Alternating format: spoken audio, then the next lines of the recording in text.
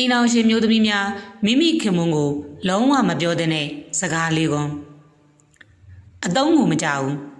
မိမိဇနီးမိမိမိသားစုအတွက်အိမ်အောင်ဦးစီးကောင်းပြီးသားစွာ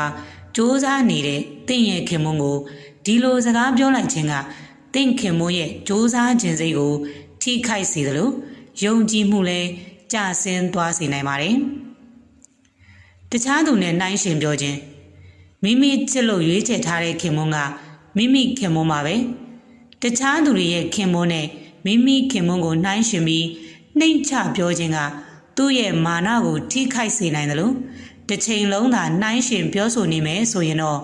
တင့်ပေါ်မှာစိတ်ကုန်သွားတဲ့အထိဖြစ်စေနိုင်ပါတယ်ရင်သီးကြမ်းတဲ့စကားတွေနဲ့ပြောဆိုခြင်း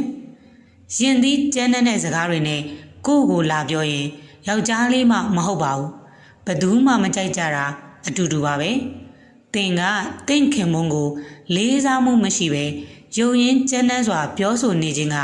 သင်တို့နှစ်ယောက်ကြားမှာဝေးကွာမှုဖြစ်သွားစေနိုင်ပါတယ်ကြမ်းကြွန်တာနှုတ်လို့ရပါမယ်စကားကြွန်သွားရင်တော့နှုတ်မရတော့ပါဘူးတင့်ခင်မွန်းရဲ့နှလုံးသားကိုနာကျင်စေမဲ့စကားတွေမပြောမိပါစေနဲ့အပေါင်းအသင်းတွေရှိမှဒေါသတကြီးအပြစ်တင်ပြောဆိုခြင်းတင့်ခင်မွန်းကိုစိတ်တူဒေါသထွက်เสียရှိလို့ပြောခြင်းနဲ့အပြစ်တင်ခြင်းနဲ့ဆိုရင်အိမ်ရောက်မှနှစ်ကိုယ်ကြားပြောဆိုတာမျိုးကပိုကောင်းပါတယ်သူ့ရဲ့အပေါင်းအသင်းတွေရှိမှပြစ်တင်ပြောဆိုဒေါသထွက်ခြင်းကသူ့ကိုတိတ်ခါကြစေသလိုအရှက်ရစေတာမို့ရှောင်ကျဉ်တင်ပါတယ်ဒါကတော့အိမ်အောင်ရှင်မျိုးသမီးတွေအနေနဲ့မိမိရဲ့ခင်မွန်းကိုလုံးဝမပြောတဲ့စကားတွေပဲဖြစ်ပါတယ်